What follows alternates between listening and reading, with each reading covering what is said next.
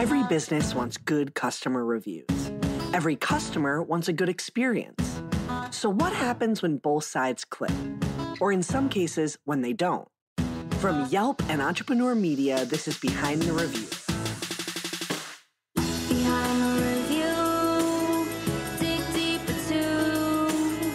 Behind the review, get all the news.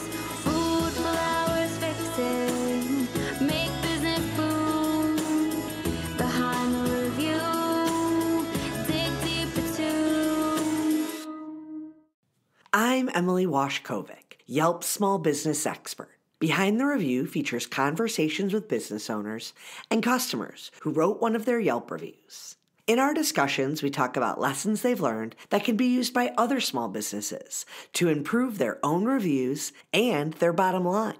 Occasionally, I also talk to industry experts who have additional insights into things like customer experience, small business technology, or just general advice for running a successful business. Today, I'm sitting down with Miriam Freed, the owner of MF Strong, and one of the 2023 Yelp and Luminary Fellows, a group of female entrepreneurs who were awarded a year-long membership to the Luminary Network, and the chance to work with me and the rest of the Yelp for Business content marketing team to share their story and both grow and scale their businesses while also allowing them to network with other strong female entrepreneurs. In this chat, Miriam and I talk about how she started and grew her business predominantly through Instagram, and then what the recent process was like to set her business up on Yelp, and how long it took to get that first client without a single dollar invested. Let's give our conversation a listen. I am so excited to be here with you today, Miriam. I'm really excited to dig in with you because you have an interesting journey and you've been running a business without leveraging Yelp for years. You've grown your presence in other online forums and platforms. And so I want to start by talking about that. And then I want to give our listeners that journey we went through together of getting you on Yelp, the easy parts, the not so easy parts, and the outcome, like already seeing a return without any dollars invested. Before we get to the good stuff, well, actually, you are the good stuff. Introduce yourself and tell us a little bit about your business. Yeah, thanks so much for having me. I'm Miriam. I am the founder and head trainer at MF Strong. MF Strong is a full-service personal training business. We operate both in person here in New York City as well as virtually. And we offer personal training from a more inclusive, positive approach. So it's fitness without the diet culture, without the shame and the guilt that we see perpetuating through so much of the fitness industry.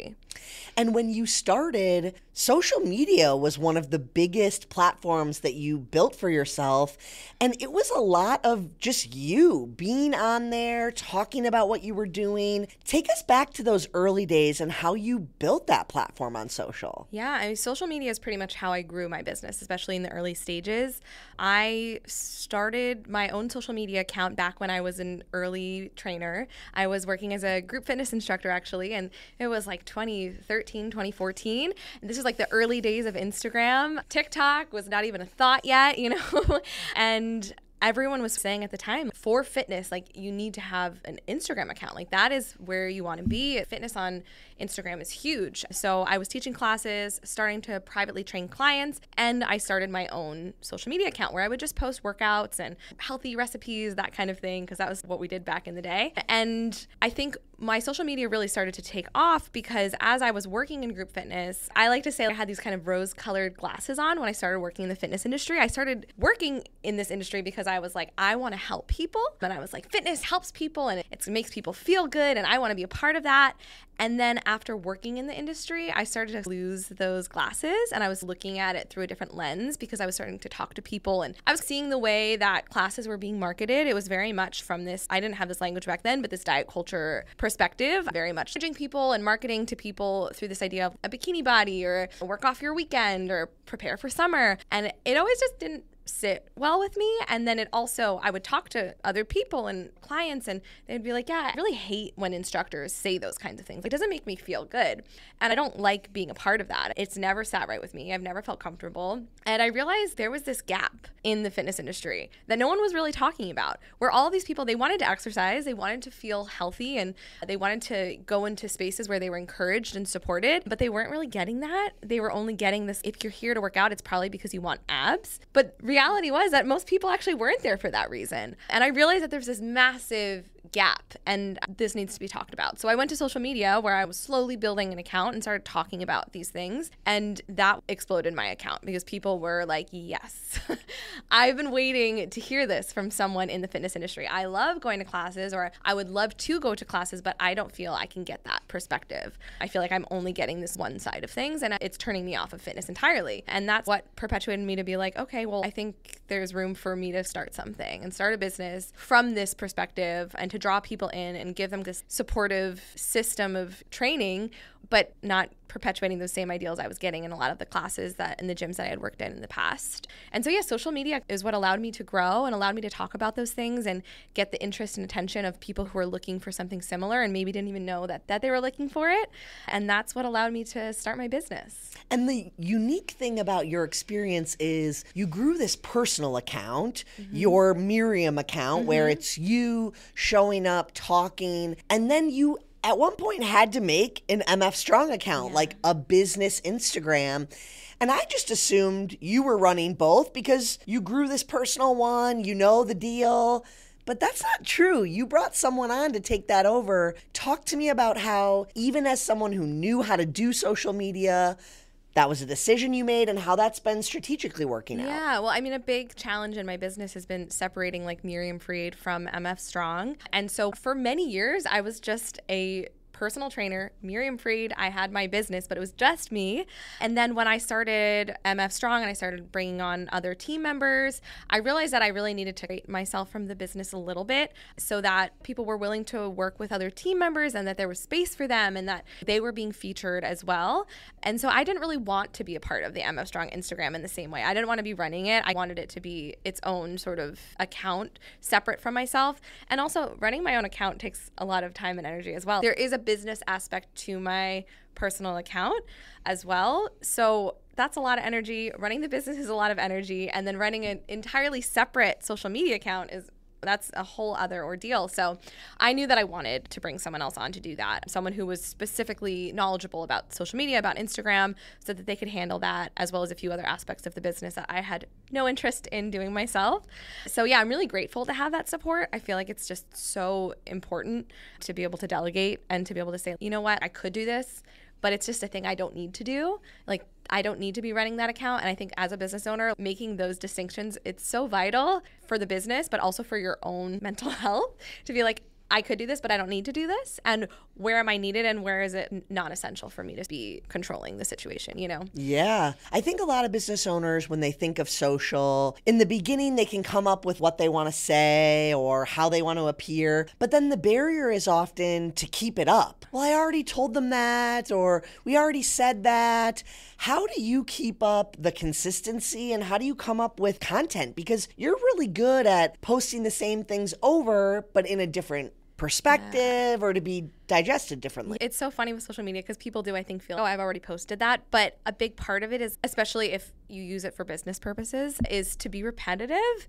Because if you posted 5 weeks ago, a new person coming to your page might not scroll back to see that. I've always heard that you want your first few posts on your feed to really reflect what you're about, what your business is about, so that anytime someone comes on, they could click on the first 3 because they're probably not going to have much interest past that and get a really good idea of who they're following and who they might be hiring, essentially. And so that's what I always try to keep in mind, is that I want the last few posts on my feed to give a lot of clarity into who I am, what I do, what I offer, and what I stand for. So I'm constantly talking about the same subjects, obviously in different ways, and there are different ways to do that through reels or pictures or visuals, but just making sure that you're showing up and showing those values and lots of clarity into who you are. So social was obviously a big platform for you. Before you and I met, what else did you have going on? You had your website, which has similar messaging on it. Were you doing any sort of email marketing to people? What else did you have going on digitally? Yeah, we also have an email list. We do regular newsletters and those kinds of things. But I would say social media has been pretty much our biggest driver of clients since the beginning. We have a pretty strong referral network as well. I work alongside a lot of other wellness professionals, and we are constantly referring back and forth to each other. That's a pretty great system to have, especially being in New York City, where there's so many people working in similar fields, but oftentimes their clients need support in ways that I can offer and vice versa. I want to recommend them to other people who can offer different support. So that's been really important as well. But those have primarily sort of been the way that we've marketed in the past. And what I love about that is you were doing great. You were very successful. Now, to someone like me, I'm like, oh my gosh, how do you not have a Yelp page? Even as an independent trainer years ago, you could have had your own listing, but a lot of business owners don't because they don't know they can be on Yelp if they're not a restaurant or if they don't have a brick and mortar, or they're afraid of being on Yelp because they don't know what kind of reviews they're going to get. Or they don't know that it's free to get yourself on there and to just get the basics of being a business that has information and can be found. And so when we met and I was like, let me know when you're ready to set up your Yelp page, you jumped on it right away, which was great. But we took this approach that was like, you already have everything you're going to complete the profile with, but we got to sit down and do it, right? Do you remember how you felt when I asked you to do it? Were you excited? Were you nervous about setting up a Yelp page? I think my feelings about that is I'm always happy to have as many eyes on the business as possible, whether that is like through a Yelp page or through social media or literally just like talking to people. I let everybody know what I do because you just never know who you're going to be speaking with. So I think all the eyes on your business is always a good thing. I was very much down for it. There's always a list of things you could be doing, right? I could be working 24 hours a day setting up different funnels and doing different things for the business to grow. But sometimes you do reach a threshold. I'd love to have a Yelp page, but I just had never really sat down to do it. So it was good. You gave me that accountability of, yeah, this is a good thing. We should have this, especially because I haven't spoken about it yet, but we did open our own brick and mortar studio this year, and having our own physical space, a lot of people in the neighborhood don't know we exist. So having a really quick way to search, like if anybody lives in the area and they're searching for personal trainers, I always want to be the first ones that show up for people. And Yelp is a really good way to do that. Yeah, and you and I talked a lot about what happened after you set the page up, but let's actually dig into the process of doing that together because I used to help business owners in person set up Yelp pages all the time, but it had been a little while since I had done it. And when we sat down, I was adamant that everything we needed, you already had. And I believe that's true for every business. Like you've already written an about you somewhere. How can we leverage that? We don't need to start from scratch. Or you want to have great photos of your business. You don't need to hire a photographer to come in and do a professional shoot. You have an iPhone or a other smartphone, and you probably already have great pictures on that device. So you and I hopped on together. We sat down. We booked 30 minutes at first.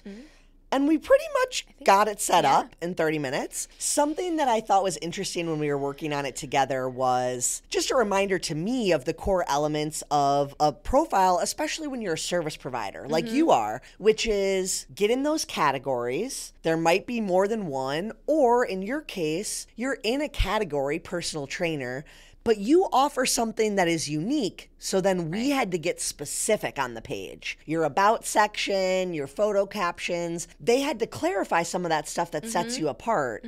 Do you remember how you went about doing that? What keywords or phrases were you trying to incorporate? I remember you had mentioned something when we were setting it up to not use like, we don't do this. And sometimes when I talk about my business, I do say that, right? I'll say we don't do diet culture. We don't do the shame and the blame and the guilt. So it was very important for me to, I have to edit that and say what we do offer versus what we don't offer. Because again, if someone's searching, I want the stuff we offer to pop up. I was able to take all of these things I'd already written about the business and just adjust to make sure it was really focusing on what we do offer. So inclusivity, welcoming, positive, weight inclusive, all of those types of things, just to make it really clear in case someone is searching for that, or if they're not searching for it and they're just searching for personal training and they can click through and be like, oh, that's amazing. It sounds great, you know? Absolutely. And what I love about that reminder you just had about the don'ts is that applies to so much of your online presence in general. And I think business owners who maybe don't understand SEO, search engine optimization, they don't get that what is helping you appear is what you have that matches with what the consumer searched for. Right. And so if you're doing that don't, the computer is not always able to distinguish. So that was a good reminder. I also think that for your profile, we needed to be really clear about hours you would see a client, even though you're by appointment only. Right. And for some businesses, that's a really hard thing to understand. Like, we want to put hours that you would be open to taking a client, even if you're not going to always do it. But like, what are the operating hours you'd like to work within? Let's add those, make it by appointment only, because you want to show up when people are searching for open at a specific time. And that was a hurdle that I know a lot of my business owners were like, well, I don't want to say that. What if they show up? You're a personal trainer. They're not just going to walk into the gym. Right. Do you remember once you had set up the page, about how long was it before a customer came to you and said, yeah, I saw your Yelp page? Yeah, pretty quickly. It was a week and a half or something like that. We have a form on our website where people have to check how they found us. I was pretty immediate. And then I think even after that first one, there were several more that came through just via people saying that they found us via Google search, which is, again, it's pretty rare. Most of our clientele come through social media. That's our biggest funnel of clients. So I definitely take note when I see them coming elsewhere. And there were several people in a row who came through Google. And I'm going to just assume that Yelp helped us get to people specifically searching for Brooklyn personal trainers, helped us get a little bit higher on that Google list. Yeah. And the thing about what we did was, all we did was put in the information using the free tools. Yeah. We didn't start an ad campaign. We weren't investing dollars. We were just putting the information there. And what a lot of business owners don't realize is if your Yelp page is accurate, that information is pulling to Apple Maps, Yahoo, Bing. It needs to be accurate in a couple of core places, and then it helps you be found online in general. Talk to me now about how you continue to follow up and track where these things are coming from, because I like that you mentioned you ask them, but you also have to look at your own metrics and try to connect the two. What do you look for when you try to determine how these people found you? What are you logging into to look at it? Well, they literally fill it out. They check it. Yeah. So when someone inquires about training, and we'll ask them a few questions, where they're located, what their goals are, what they're looking for, and a little bit about their fitness history, and then we ask how you've heard about us. So people have to specifically say how they found us, whether it was social media, Google search, a referral, that sort of thing. So I'm actually able to get the exact answer, which is really, really helpful. I always want to understand how people are finding us. To see the specific sort of answers that were geared towards Yelp or towards Google searches has been really interesting lately. It's good that we talked about you asking for that, because I think a lot of business owners skip that step. And then it's just a question. Like, where are they coming from? Let's transition back to social a little bit, because I know that takes a lot of time to be responsive and turn an interested person into a client. How do you do that on a forum that maybe is not always so clear that they could be someone who could come work with you in person? How do I getting across to people on social media, you mean? What I'm thinking is, if they're finding you on social, they probably have to take a couple steps to become a client. You're trying to get them to your website or to reach out to you. How do you think you effectively manage that as a lead source? Because it kind of requires human oversight. Well, it's kind of like what we were just talking about, is I think people are so afraid to be talking. I think people get afraid to feel too salesy on social media, and I totally get that. It's weird, and I think it has to feel organic. I think that's why showing up as yourself can be a really great way to do that, and just talking about what you do, sharing about, oh, my client had this great, they hit a PR today, or they had this really great breakthrough moment, and celebrating that, and just continuously reminding people hey, I do this. I work with people in person. I'm located in New York City. We offer these services. I was working with a virtual client. We offer these virtual services. It might feel a little bit like, oh, I'm talking about my business again, but you do kind of have to constantly talk about your business. Yeah. Because otherwise people will just be like, oh, I'm just following this fitness influencer. That's not what I do. I'm a personal trainer with a business. I want to always make it very clear that's first and foremost what I do. And that's why I have this page. It's not to just share my own fitness journey. It's to share what I know, share my knowledge as a professional, and also share what my business can offer you. I think to wrap us up, I'd love to just talk about management and kind of the big picture of strategy because you have this person now, you're creating content, you're paying them and investing in that. And we have these other tools too, like ChatGPT and AI, and you've experimented with that a little bit, and you're starting to see some potential opportunities to scale and really take that presence and blow it up, but you still have to have that human element. How are you balancing that? Yeah, I mean, we haven't used it a ton yet, but I do think it's this really interesting tool. I've talked with a lot of friends who are business owners as well, and I think a lot of people are scared of it a little bit. And I get why. It feels like, oh my God, is AI going to take our jobs away? But I kind of see it as something similar to like when the internet first became a thing. Yes. It's like, it was this amazing tool. Like, I literally wouldn't have a business if the internet didn't exist and all of the amazing opportunities that it's provided for me to get my business out there. So I feel like similarly, AI is going to provide us with all of these opportunities, and when utilized correctly can be a really great tool to hopefully for us business owners take more things off of our hands, right? There are more things that maybe we don't have to do that we can delegate to AI or to let our other employees sort of use it to give them more time and free up their time so they can help us with other things that we need help with. So I think it's an exciting possibility. And again, I definitely need to do more experimenting, but the team member who does all of our sort of marketing and our social media is very interested in it as well. So we're going to be playing around with it and kind of seeing how we can utilize the tool to our advantage so that we all have more time to do other things. And something I love about the possibilities with AI and ChatGPT is if you've already been getting your business out there and putting information about yourself, you can leverage that to get AI and ChatGPT to tell you about yourself. Like, check out this Instagram account now, write a post for me about my own business. And again, we're not talking about having AI write 15 posts and you're just copying and pasting them. Like, a human is reading them, modifying them. But you did a lot of work, and now it can spit stuff back at you pretty effectively. Correct. Yeah, I think it's really cool and really interesting. I think, obviously, people are feeling a little bit hesitant about it, but I'm excited about what it can hopefully do for us as a business. Is there anything else you wanted to cover or talk about as it relates to everything you do offline and how you translate that online, or conversely, what you're doing online and how you bring that into an in-person experience with your customers? I think it's been really interesting, especially with opening a physical space. Because, yeah, one cool thing about what we're able to offer is we do work virtually with clients, right? So the internet allows that to sort of be global. We can offer our services to anyone who comes across our page. But now that we have this physical space, it's also creating clarity of where we are and like what our many offerings are and attracting people who are actually physically near our studio. So I think blending the two together is what we're trying to do right now and trying to figure out how to make sure it's clear that we still offer virtual services. We can work with you anywhere.